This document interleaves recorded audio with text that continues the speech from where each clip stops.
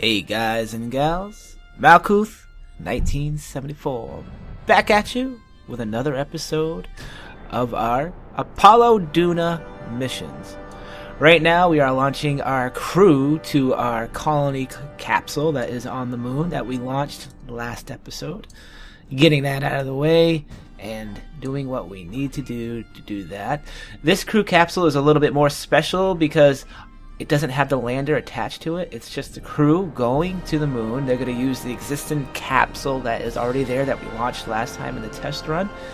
This is a little bit bigger than a few of the other ones. That is because it actually has fuel. As we jump right to the moon, and now we're going to jump right to the actual docking.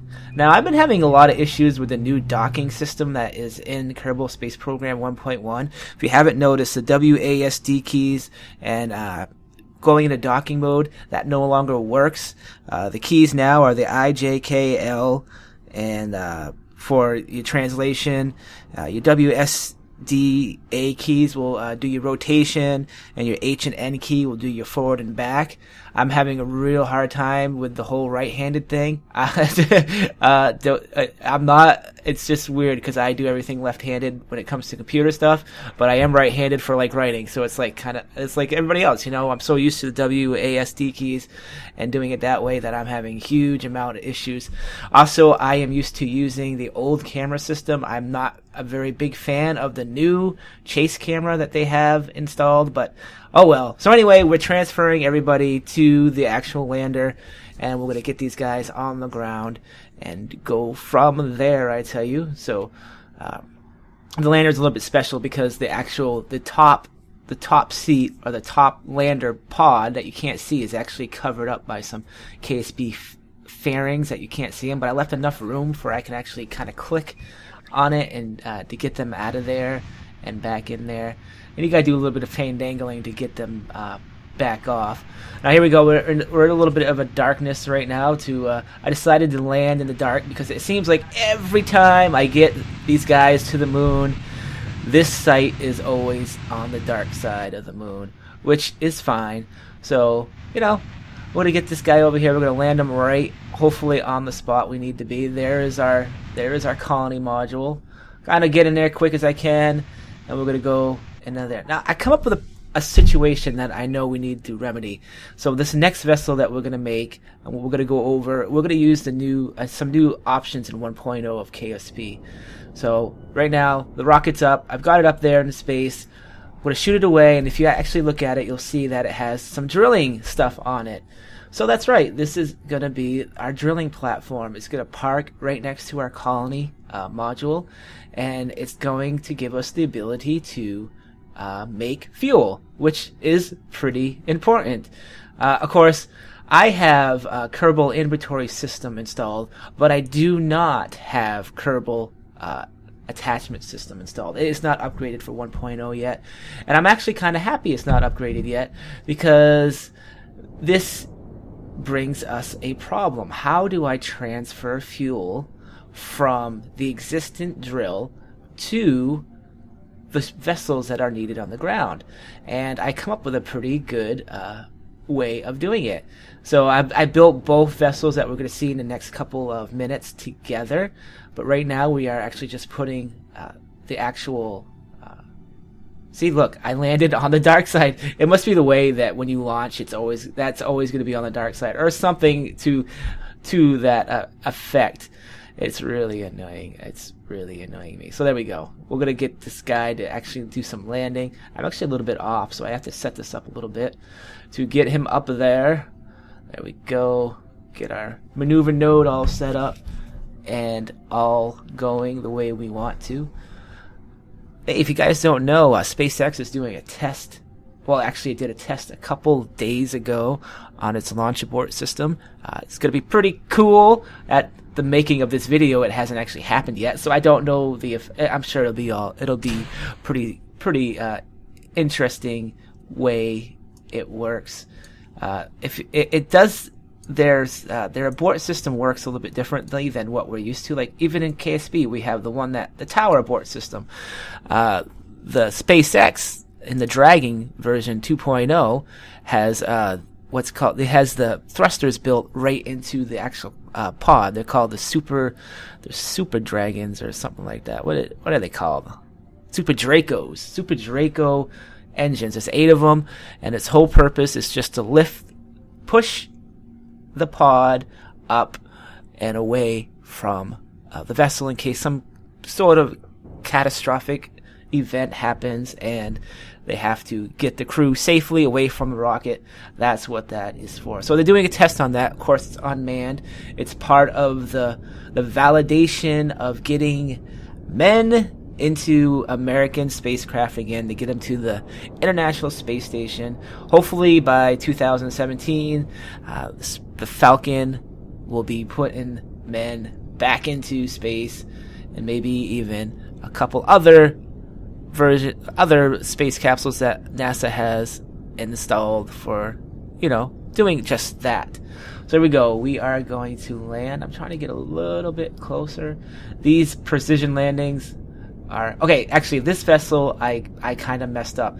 This is actually kind of difficult to do because I have no real control over this vessel when the rockets are not firing.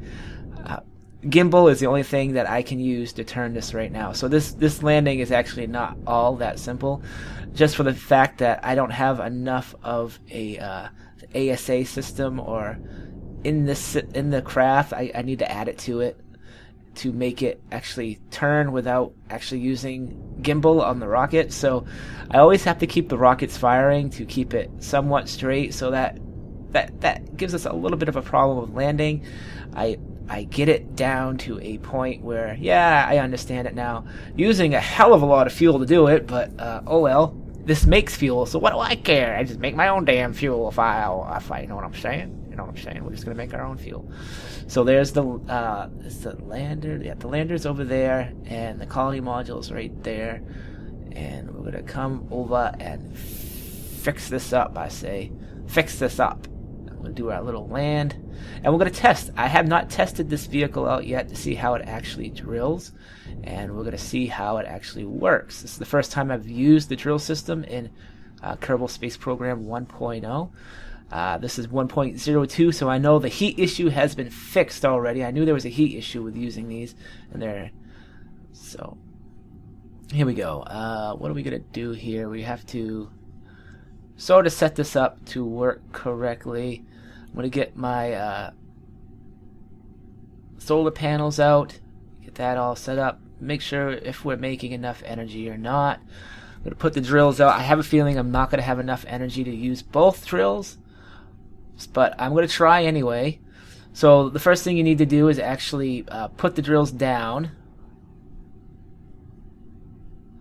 I'm seeing how much resources are around here. This is not very high intensity research. Wow, that's not very high at all. So this might take a little while. So I'm going to turn these on.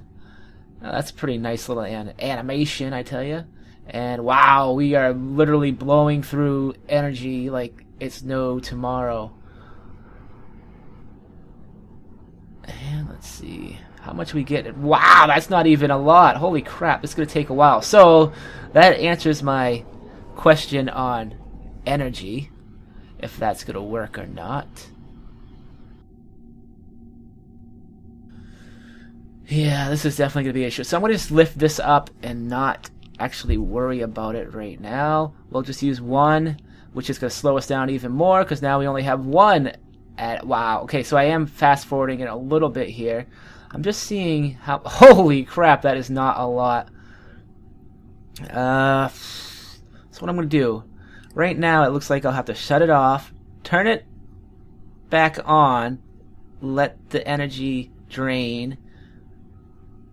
I have a feeling though, if I kind of mess around with this, if I just let it fast forward a little bit, it might take a few days, but just running off the solar panels themselves might be the answer to this situation. Yeah, because this will be too annoying to do this like this, because I am not gaining enough ores to do this. I do have some of those new fuel cells on here, but that burns energy at the same time as it's using it, so I don't know if that is a viable option or not. It doesn't seem like it is. Let's see. Holy crap. Oh boy. Fast forward. Let's see how much ore makes for our power here. Oh, that sucks up energy too. Holy crap. This thing is energy intense. Which is fine. I guess it's the balancing act for the whole thing. I got a feeling though that time acceleration can be the answer to this equation. Because even if it is running just off the solar panels and runs super slow, time acceleration will fix that issue. Man, the noise pollution in my area is horrendous with the sirens and the trucks and the... Oh my god. Trying to do videos during the day is not easy for me. But sorry about all the noise in the background. If you guys can hear that, there's not much I can do about it. I can't tell the police to stop going around the house. They're not coming to the house. That's a good thing, I guess. So here we go. I am just going to go for it, and I'm going to see what's going on. So obviously time acceleration has some sort of issue with it, because when I have my time acceleration on, my energy seems to be holding. And now I'm going to turn the... Yeah, so there we go. So I completely fueled everything up, and I have a full load of fuel. Well, I guess that's the answer. I'm going to have to use time acceleration, which is fine. I don't know if that's a bug or if it's supposed to be that way or not. Hello, Mr. Policeman, running by the moon.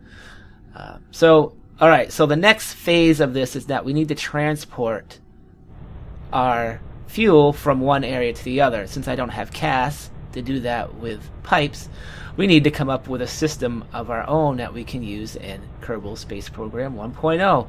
Since we are using mostly all vanilla stuff, this is quite a challenge, but this is the answer. What we have here is, I'll show you in a few seconds. Surprise, surprise. There! It's a rover. The rover is made to connect to the ore processing vessel, grab the fuel it made, and bring it to any vessel it wants. Now, the problem here is that when I made the lander, I did not set it up to actually the ability to do that with a docking port. You have to use the docking ports in the vanilla Kerbal Space Program to do this. But let's talk about the rover itself. The rover actually has a few interesting things built into it. It has its own engines where it can land on its own. Right now it's using the interstage to get it to the moon and get it as close as I can to the actual landing. You can see right there. So I'm separated it. And on the bottom of this thing is a few little engines, and it's almost just like a hover vehicle or an like, I don't even remember. I can't even think right now. I can't think of it. I can't think of what I'm thinking. A VTOL vessel. There we go. VTOL. So it lands feet up.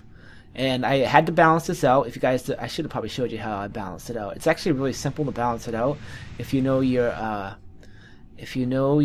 center of thrust, that is how you balance it out, and your center of mass. And it works very well. This is very stable, believe it or not. When it actually lands on Duna, it will have parachutes, so it'll be even more stable, and I'll be able to kind of control where it lands with drogue chutes and stuff like that. So we'll get to that part a little bit later.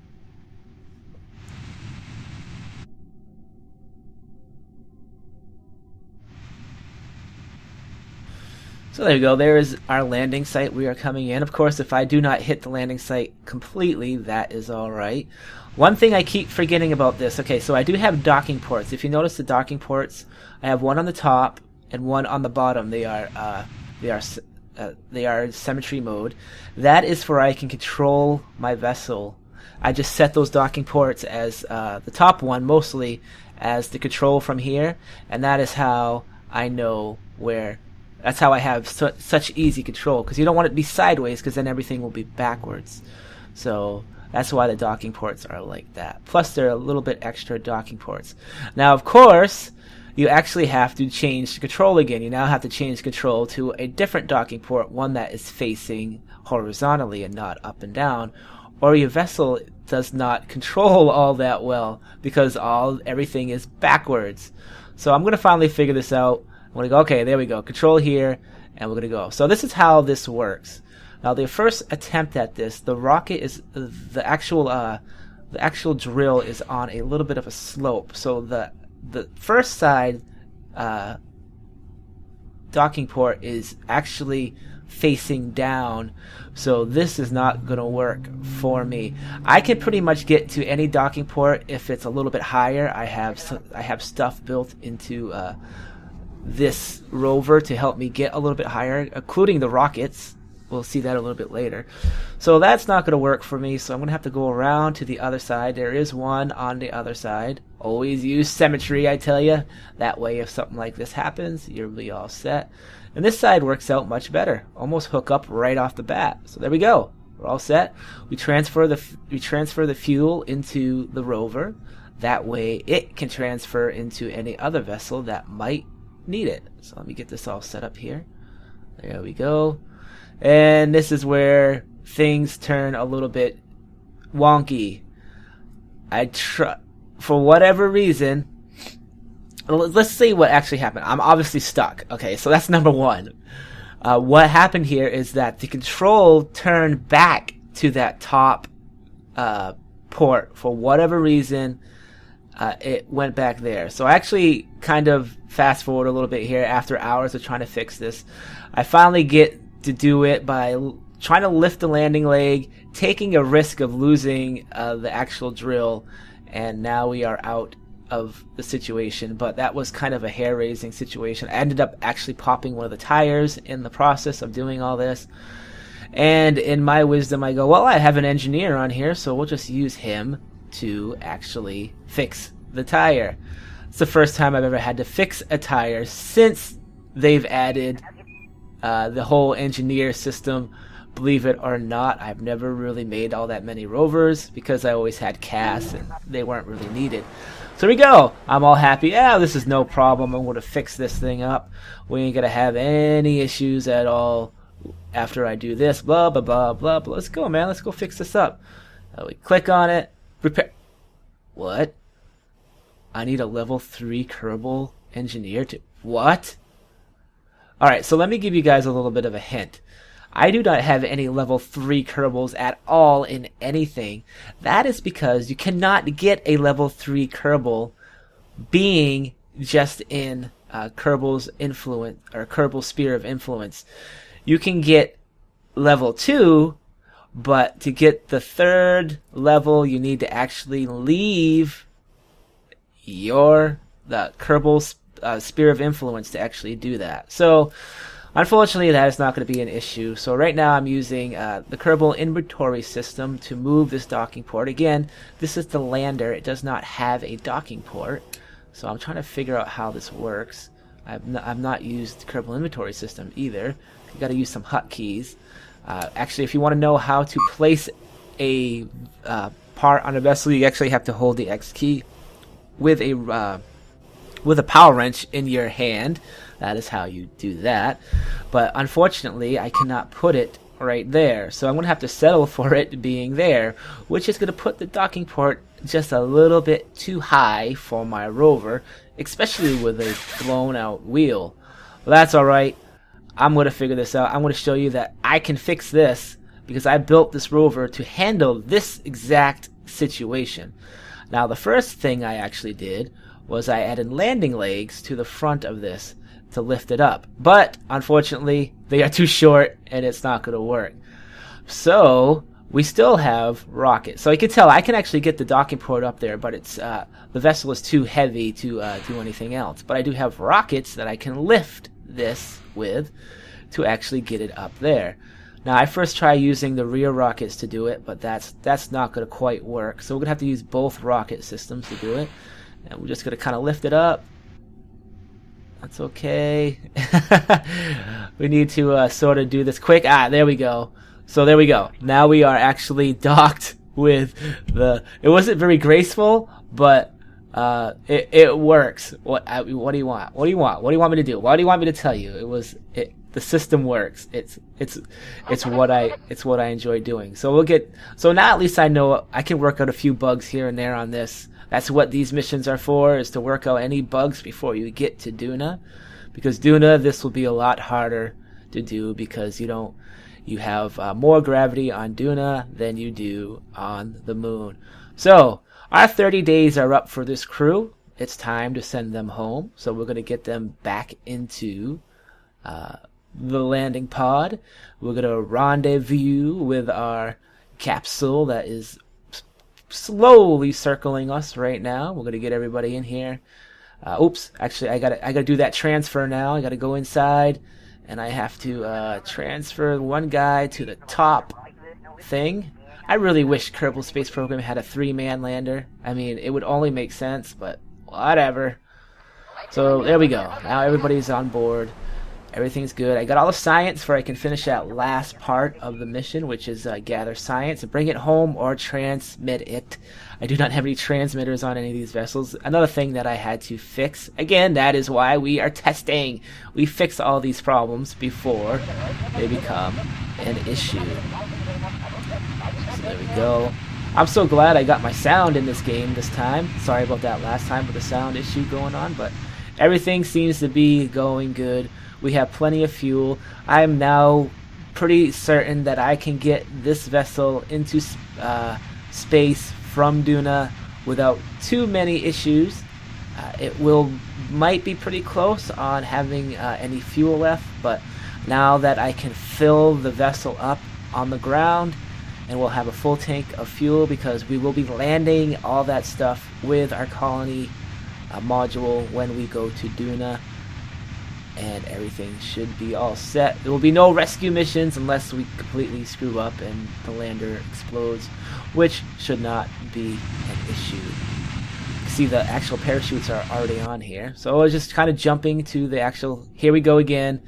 Alright, so the main problem right now with this is that the capsule does not have any automation to it. So it drifts. So you combine the drifting with the fact that I am not used to the controls of the docking and the maneuver nodes, maneuvering with the thrusters, and we get this wonderful little dance that we're doing right now, which seems to be an issue with this lander and this pod. It's happened a couple times. If that pod was more secure, like it was automated, it would actually be standing still, and this would not be an issue right now. But again, it's not automated. We finally kind of dock. I kind of fandangle it into the system to actually get us to dock, and everything is a-okay after that point. So there you go. We have actually finished. Well, we still have to land, but I'm just adding a little extra more fuel to the lander for we come back. We don't need a whole hell of a lot of fuel for our return trip to Kerbin. Really, you could probably do it on even less. I just wanted to make sure. So we just need to transfer everybody back to the pod, and we are golden. So let's do our burn back to Kerbin. That is good old work, I tell you. So we do have one more mission to do. That is a practice mission. The Duna missions in the game on Mission Controller are set up for a 2 crew rotation mission, and for the testing we still have to do 2 crews just to make sure everything's going to work fine. Whatever system you come up with of how you're going to put your guys on Duna is what you need to test. So I need to put one more crew on to the moon to finish this series of tests, and then the next series of actually getting to Duna will be next, and we'll most likely get into that next episode. I'm not going to go through a whole nother testing of how to get Kerbals back on the moon. We just did that. I'm going to kind of do it a little bit off screen, and maybe I'll show a little bit of the aftermath of it, maybe them landing from returning or whatever, and then we'll start the actual Duna missions next episode. So let's get these guys to land, and we will be some happy campers. We need to get rid of this stage, so I'm going to stage it away. There we go. There we go. Everything looks good. I'm going to shut SAS off. This is now completely balanced. It's not an issue anymore in 1.02. There are some other issues in 1.02, but this being balanced on re-entry is not, so you do not have to have SAS on, which is good if you ever run out of energy or electricity while entering Kerbin during a re-entry. It would be really bad if your vessel flipped over and it burned up. Not that 1.02's heating system isn't completely broken for whatever reason. From what I've heard, I am not going to risk it to test it out if it's broken or not. So I'm just going to keep following the rules of the way the game is supposed to work and behave like I would completely explode if it was the case and I did not have the heat shields on there, or I wasn't going in the blunt end. So there you go, guys. Our test missions are pretty much over. I'm going to do the second mission off camera, and then next episode we are going to go to Duna, and I believe that is actually a flyby of Duna with a crew in our interstage. So until then, guys, this is Malkuth 1974. Thanks for watching. We'll see you later. Have a great day. Malkuth out of here.